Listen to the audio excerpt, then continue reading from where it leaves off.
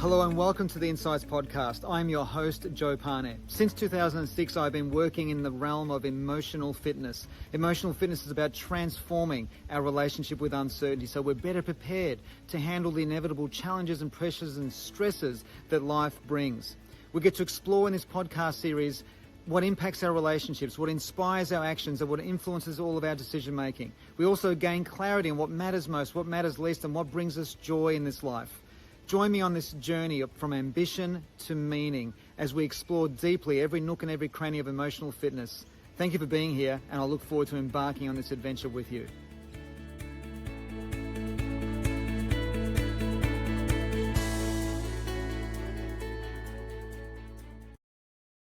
Hey everyone, welcome to episode 105 of Insights. Thank you so much for being here. And as we hop into today's session, which is called these are 4 questions that could change your life. Very simple questions. We'll get to explore the use of these and the context of these in a next couple of minutes. I just wanted to quickly say, please remember, if you haven't subscribed to the channel or subscribed to this podcast platform, please do, because that way you'll receive notifications when the new episodes come out. And also you'll get notifications of when we've got some new fresh resources available on the website, which is the joepane.com.au website. There's always new resources going up there, free events coming up, worth attending if you're into human behavior and all of the kind of stuff that I talk about here. So welcome to episode 105, the 4 questions that can change your life. So before we look at what those 4 questions actually are, here's something I want to share with you.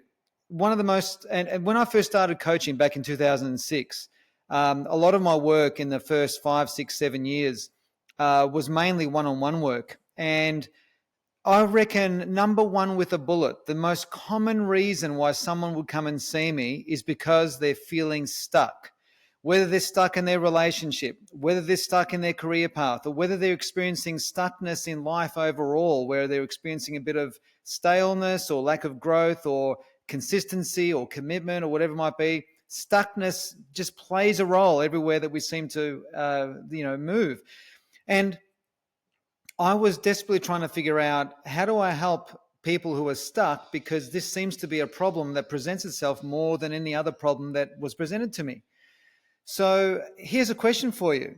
Are you stuck? Is there any area that you're stuck with? Are you stuck in terms of your health? Have you decided to commit to a certain lifestyle that, gives benefits to your body or to your energy system, and you seem to be stuck with that progress? So in other words, is there any area of your life where you're lacking the progress that you're wanting to have? To me, lacking of progress in an area that we're wanting to have progress in is a version of being stuck. And quite often what happens is we're not aware necessarily that we're in a fork in the road where we haven't quite committed to the mission or to the purpose or to the exercise or to the whateverness that we're meaning to commit to. So these 4 questions are designed to look at any kind of problem from many different dimensions. And the main benefit of learning these questions today is so you can examine thoroughly all potential consequences of making or not making this decision. So another way of looking at this is, are you at the moment facing a big decision? Is there a decision that you need to make around where you're living or what you're doing for a living, or even a relationship that you may be in, or maybe you're making a big decision about a health challenge that you have right now? Whether you go down one path or another path.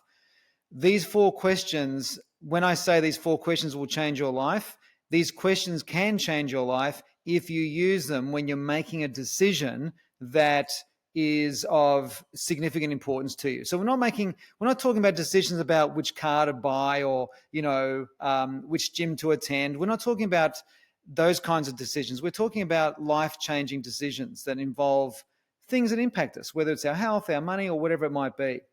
There's something cathartic about making a decision and committing to that decision. If we look at the word decide, the suffix, the end part of the word decide, C-I-D-E, is a loose translation from Latin, the word cadere, C-A-C-E-A-D-E-R-E. I think I've spelled that right. And cadere means to cut off, to cut off. So decide, CIDE, is to cut off. To decide means to cut off from the past. And often one of the reasons why we're stuck or lacking progress in an area of our life is because we're being more loyal to our historical narrative, or being slaves to our historical narrative, or being stuck in our historical narrative more than we are wanting to commit to where we're wanting to go, to the future, whatever that future path is. In other words, a lot of people get stuck in decision because they're relating to reference points that are no longer valid. It's like, if someone's making a decision to enter into a new relationship, or to enter into a new career path, or the beginning of a new business, or switching businesses.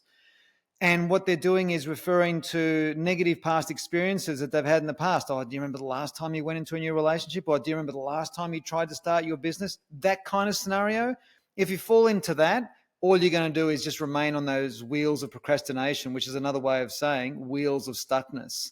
So we can't rely on the past to bring us into the future. As they say in the world of investment, the past doesn't equal the future. You know what I'm trying to say? So, and the other thing also is that we can't continue being what we once were. Who we were last year or 5 years or 10 years ago is simply not enough to navigate and handle the life of 2025. And this is not a reflection on the world's situation, whether you look at that as positive, negative, or indifferent. That's just how it is every time, like every year in life. Who we once were is not going to take us to where we're going. So these 4 questions can change your life. Now, a warning about these questions: they are drastically simple. They are incredibly simple. And often the simpler something is, the more immediately we can implement it into our lives. Often when frameworks are complex, or trying to apply a new system or process of thinking that is complex, the chances of implementation significantly drop, because there are so many potential go-wrongs or confusions or inconsistencies that we can bring with complexity. In other words, the more simple something is to understand immediately, the more immediate we can implement this into our lives. So what I want you to do right now is, if you can think of an area of your life, a decision that you need to make that you feel or believe is significant, or if you know of someone who you believe is stuck at the moment, where they haven't been able to commit to a decision around something that's significant, think of these 4 questions in that scenario, and hopefully it'll bring you clarity. So let's have a look at what they are. But just before we have a look at what they are, I want to also share with you where they come from, because these aren't questions that I've designed.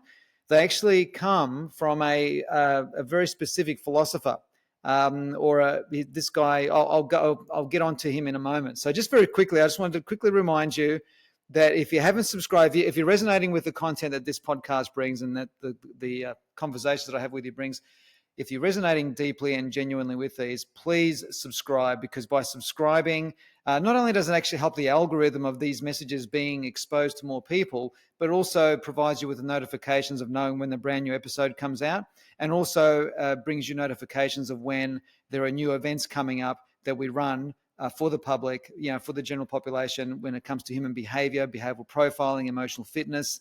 There are regular events and masterclasses that we deliver. So if you want to be notified of any of those or any new episodes, click the subscribe button, or what do they say on the YouTube channels? Smash that subscribe button, whatever they say. But if you want to do that, that will be fantastic.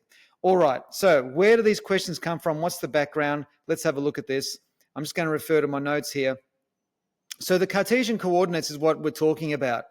The Cartesian coordinates is something that I learned, or was taught to me by my mentor, when I first started coaching back in 2006. And the background to this, as I'm looking through my notes here, bear with me, is that the Cartesian coordinates are based on the work of René Descartes. Now, he existed in the 16th century. He was a genius mathematician. And so the Cartesian coordinate questions are based on a mathematical model created by this amazing philosopher, René Descartes. And Descartes, I'm hoping I'm saying his name correctly. Descartes said that a theory must be proven 4 different ways in order to make a decision. And these were referred to as the Cartesian coordinates. Now, these quadrants represented mathematical values, and it gets into the whole realm of maths, which, to be frank, is beyond my comprehension. But somebody, and this I haven't been able to find out who, but somebody has been able to translate these Cartesian coordinates, this very complex mathematical model, into 4 simple questions. In other words, somebody has successfully translated this mathematical model by Descartes into 4 questions where we can, from 4 different dimensions, explore a problem that we might have or a decision that we need to make. So let's have a look at them. Let's go through them right now. And I want you to, apply these into a part of your life that may be where you're feeling stuck at the moment and see if it can help you. The first question is this: what would happen if you did make this decision? What would happen if you did make this decision? In other words, what are the consequences, positive or negative, if you were to commit to this decision right now? What would be the benefits? What would be the new possibilities that you would realize? What are the consequences of taking the action and making the decision to do X, whatever X is? That's the first question. So what would happen if you did make the decision? The second question is, what would happen if you didn't make this decision? What would be the consequences in the future? What kinds of potentialities would you be experiencing in the future if you didn't make this decision? So let me just do a little mini recap. The first question was, there's only 4 of them. The first question is, what would happen if you would make this decision? The second question is, what would happen if you don't make this decision, or if you don't commit to this path? What would that mean? Now, normally that highlights to us potential negative consequences of not making that decision. So this is a thorough way of exploring multiple avenues or multiple pathways, you see. So that's the first 2 questions. The third question is, what won't happen if you did make this decision? What won't happen if you committed to this decision and took action? That's a fascinating question. That's now starting to twist the neurology around. Can you see how now we're looking at this from a completely different angle by asking that question that way? What would not happen if we did make this decision? And the fourth question in the Cartesian coordinates is, what won't happen if we don't make this decision? What won't happen if we don't make this decision? Now, what you'll find is, depending on, and I'm going to repeat all these again in a summarized way, what you'll find is, depending on the complexity of the decision that you're making and how much significance you place on this decision, that will light up different parts of this Cartesian coordinate. In other words, you'll find that one question might be more powerful than all 4, depending on the complexity of your decision. So in other words, different decisions will light up different parts of the Cartesian coordinate, if that makes any sense. So let me just strum through them. Let me just strum through all, as in strum like strumming a guitar. I'm going to strum through all 4 so you get the pattern of what the Cartesian coordinates are helping us clarify. So what would happen if you made this decision? What would happen if you don't make this decision? What won't happen if you did make this decision? And what won't happen if you don't make this decision? Don't you love the thoroughness of that? So you're probably going to need some time after this podcast to reflect and ponder on your decision. And I would write these questions out just really simply on a piece of paper or in your favorite journal. What would happen if you did? What would happen if you didn't? What won't happen if you did? And what won't happen if you didn't? Does that make any sense? I really hope you found this of value, because I find, and do you love the simplicity of these questions? And as I said, they're really basic. And this is something you can also pass on to your kids. You know, if your children are having some decisions to make about what sport to do or what activity to embrace, you could use these questions. You could even use parts of these questions. You could even use one of the questions. You could say to your son or daughter, well, what won't happen if you don't go and don't go and play footy or whatever? You know, what would happen if you didn't? You know, these questions are consciously designed to confuse the neurology so we can get through to the other side to gain the clarity that we're wanting. So I hope that's making sense. So Please comment away. I would love to hear whether you're listening to this or watching this on YouTube or listening to this on any of the Spotify or any of the other platforms. We'd love to hear your comments and your thoughts about how you found this useful. Hopefully you did find this useful and not too overly simplistic. But once again, I really appreciate you being here. Hit the subscribe button if these messages, these podcast episodes are resonating with you. Once again, thanks for listening to Insights, and I look forward to reconnecting with you in the next episode very, very soon. Bye for now. I trust you enjoyed this latest episode of the Insights podcast and received great value. Please remember to subscribe and share your reviews, and I'll see you again very soon.